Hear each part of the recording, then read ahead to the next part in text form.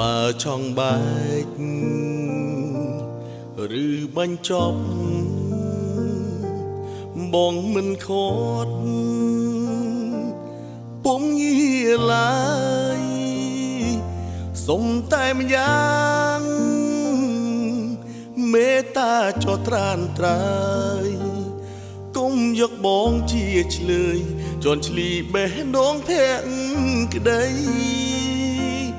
ជុំយកលេងមកបាញ់ឈឺមិនចង់លឺមិនចង់យកឬហើយបំភ្លេចចុះនេះមកព្យាបាលភាពអំពុលស្លាកស្នាមអនុសាចាស់អូនមានថ្មីហើយនឹងត្រាត្រាយនៅចងពី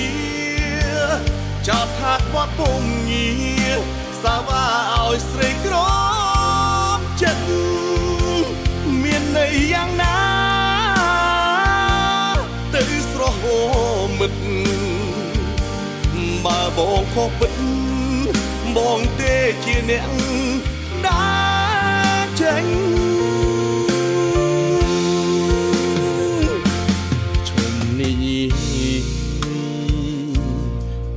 រំលឹក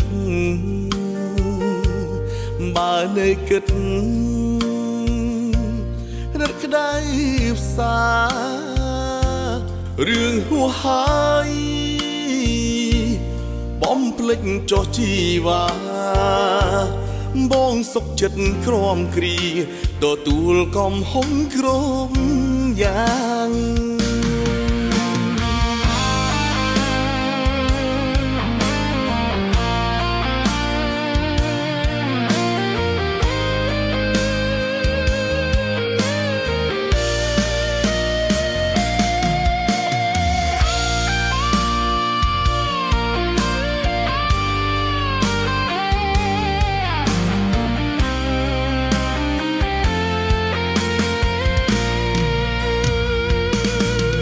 មានថ្មីហើយនឹងត្រាត្រាយនៅចងពីចោតថាខ្វាត់ពុំងារសាវាឲ្យស្រីក្រមចិត្តមានន័យយ៉ាងណាទៅស្រស់មិត្តបើបងខុសពិតបងទេជាអ្នកដើរចេញ